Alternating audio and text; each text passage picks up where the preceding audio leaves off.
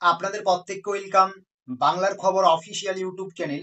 তো দীর্ঘদিন পরে কিন্তু কৃষকদের জন্য একটা খুবই সুখবর আসলো আমাদের কাছে, সেটা কিন্তু আজকে আপনাদের কাছে আমি শেয়ার করব। আর এটা কিন্তু আপনারা গতকালকে রাতেও আপনারা জেনেছেন ব্যাপারটা। তো আজকে সকাল সকাল আমি পুরো আপডেটটা আপনাদের কাছে শেয়ার করব।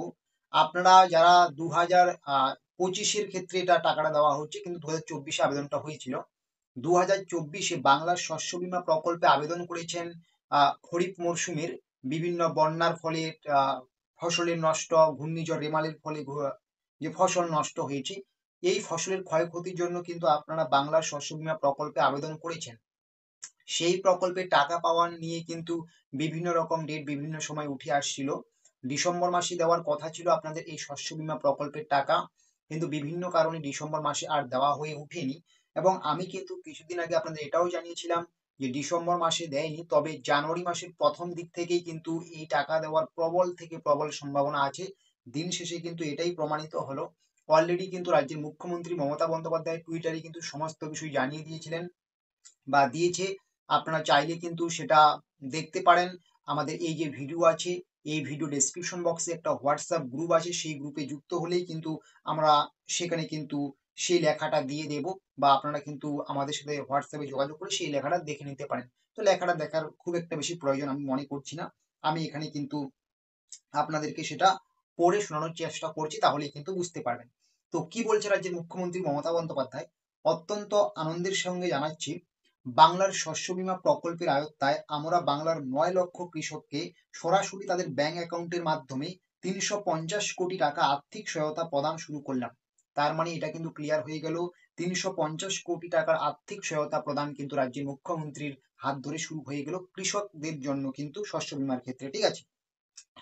চলতি খরিফ মরশুমের প্রতিকূল আবহাওয়ার কারণে যে সকল কৃষকের চাষের ক্ষতি হয়েছে, তাদের এই সহায়তা করা হচ্ছে।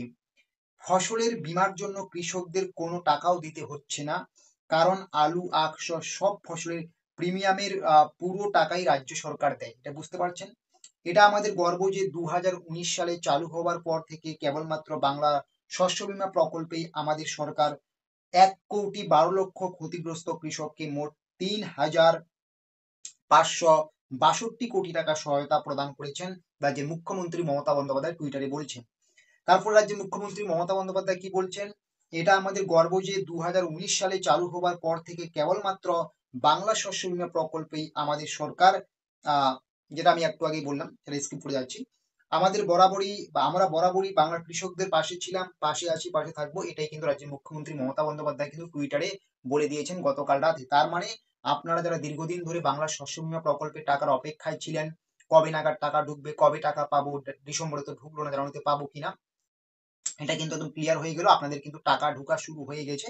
আর দেখুন, একবারে তো প্রত্যেকের ব্যাংক অ্যাকাউন্টে ঢুকবে না, বিভিন্ন জেলায় বিভিন্ন রকম টাইমে ঢুকবে। কোনো জেলায় একটু আগে, কোনো জেলায় একটু পিছনে ঢুকবে, বা একটু মানে পিছিয়ে ঢুকবে টাকাটা, এটাই আমি বলার চেষ্টা করছি।